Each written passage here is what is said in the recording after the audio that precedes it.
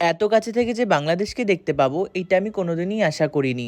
সত্যি কথা বলতে বাংলাদেশ নিয়ে ছোট থেকে আমি অনেক কিছু শুনেছি। ওইখানে নাকি আমাদের প্রচুর রিলেটিভরা এখনও রয়েছে।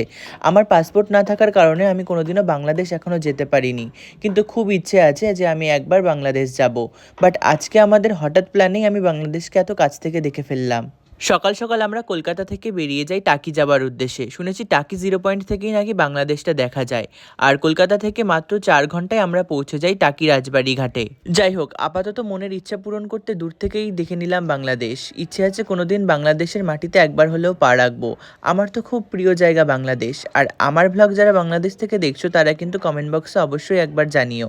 তারপর আমরা টাকি থেকে বেরিয়ে চলে এসেছিলাম একটা ক্যাফে চা খেতে। ওখানটায় প্রচণ্ড ঠান্ডা থাকার কারণে আমার গলাটা একটু বসে গিয়েছে। এখানে আমরা কিছুক্ষণ মজা করে তারপর আমরা আবার 4 ঘন্টার জার্নি করে ফিরে আসলাম কলকাতাতে। আজকের মতো ভিডিওটা এইটুকুই। দেখা হচ্ছে তোমাদের সাথে